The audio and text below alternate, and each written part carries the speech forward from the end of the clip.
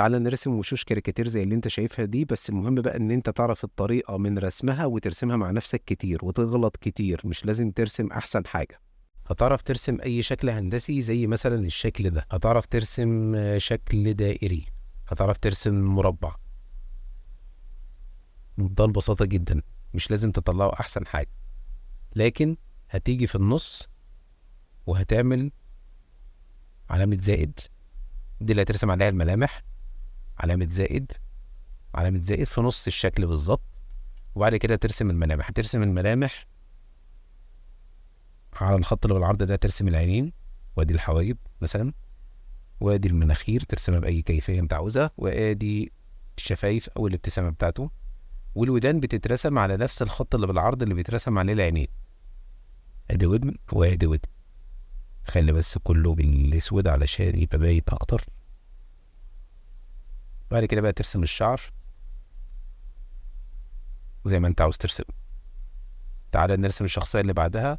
برسم العينين. طبعا بقى ترسم العينين مش لازم بتبقى دايرة بس، ترسم بقى لو انت عرفت تفاصيل رسم العين وبتبتدي ان انت تحطها في مكانها الصحيح. مش هيفرق كيفية رسم كل جزء، لانك المهم ان انت ترسمه في مكانه مظبوط. وادي المناخير نديها شكل كده دائري علشان تبقى مناسبة للوش.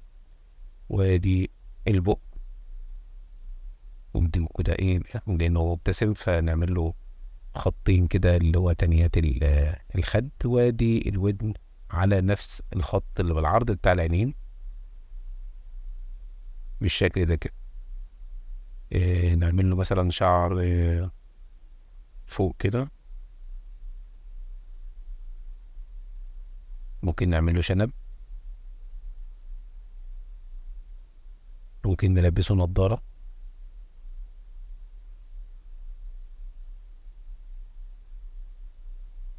طبعا النضاره الفكره فيها ان هي بتبقى عدسه قدام العين دي وعدسه قدام العين دي، بس انا منزلها لتحت شويه. عارف انت لما حد ينزل النضاره على مناخيره كده شويه، ما تبقاش لازقه قدام العين، كأن مثلا دي نضاره قراءه عاملها لتحت كده وبيبص من فوق عادي يعني. بس الفكره ان النضاره تبقى مستقيمه كده، وتبقى يعني الدراع بيبقى رايح لهناك، يعني زي ما احنا قلنا ان الودان بتبقى في نفس محاذاه العينين، فالدراع بتاع النضاره بتاع شمبر النضاره بيبقى رايح من هنا بخط مستقيم رايح على الودان على طول.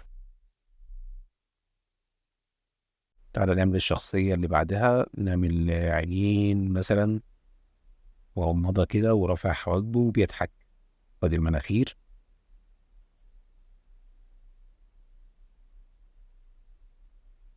اهم حاجة بس ان انت مش مهم بترسم العينين ازاي او المناخير ازاي او كده، المهم انها تترسم في المكان الصحيح. وادي ودن وادي ودن، ده زي في الودن ده يا جماعة مش مشكلة. بعد كده الشعر. تعالى نعمل شكل مثلا بيضاوي.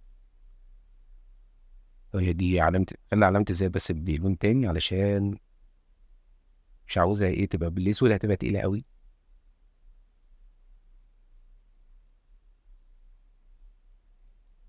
ادي عين على الصوت ده وعين على الصوت ده. ودي مناخيره صغيرة شوية، وممكن نعمل بقه مفتوح كده برضه بشكل بيضاوي بحيث انه متفاجئ او مندهش من حاجة. وادي الودان على نفس ايه الخط اللي بالعرض بتاع العيون. ممكن نعمل له شنب صغير كده فوق وشفايفه.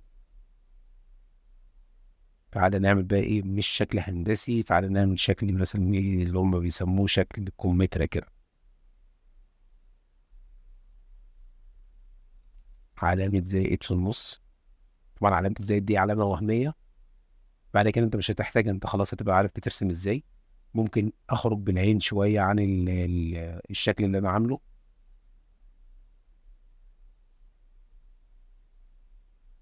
دي المناخير في نفس في النص، في نص الوش بالظبط. مثلا بعمل له شنب كده ايه كثيف. وشعره.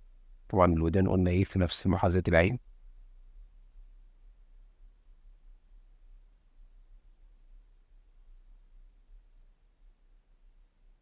تعالى نعمل مثلا شكل ايه زي بيضاوي بس مقوس كده. هي دي علامة ازاي في النص.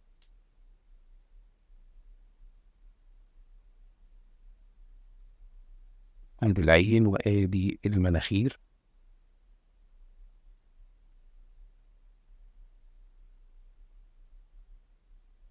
نعمل له مثلا ايه، ودن هنا ودن هنا، تمام. نعمل مثلا شعر بس في الجنب ده وشعر في الجنب ده، ونعمل شعريتين كده ايه، راجل اصلع اصلا بس جايب شعريتين كده جايبهم على راسه من فوق. تعالى نعمل شكل شبه منحرف، بس ايه بيكون مثلا باصص لتحت، في علامة زائد في النص بس مش هنرسمها بقى، ونحاول ان احنا نتعود على رسم العينين والملامح والحاجات دي من غير ما اعمل علامة زائد. وادي المناخير، وادي الراجل ده غاضب كده شوية، نديله شوية حواجب. الودان في نفس ايه، في نفس الخط اللي بالعرض بتاع العينين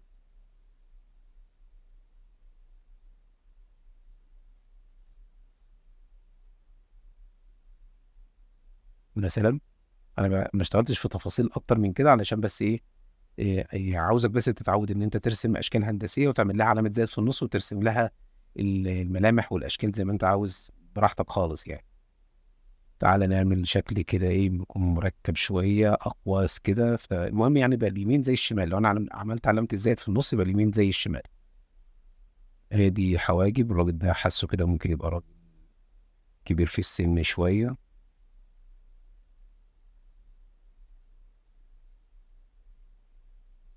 ادي الودان في نفس ايه الخط اللي بالعرض بتاع اليمين. طبعا بما انه راجل كبير في السن شويه هنديله بقى شويه ايه تجاعيد شويه في الوش، في القورة، في جنب العين. حتى لو انا ما دوستش قوي في التفاصيل اكتر من كده، بس بيديني برضو احساس ان شعره ابيض راجل كبير في السن يعني. بس ادي شكل دائري، وادي انا عملت اي شكل عينين اي مناخير اي بق، ولكن في المكان المظبوط اللي هو تحس ان هي علامة زائد في النص، هي ايه، هي اللي وزن الدنيا بالنسبة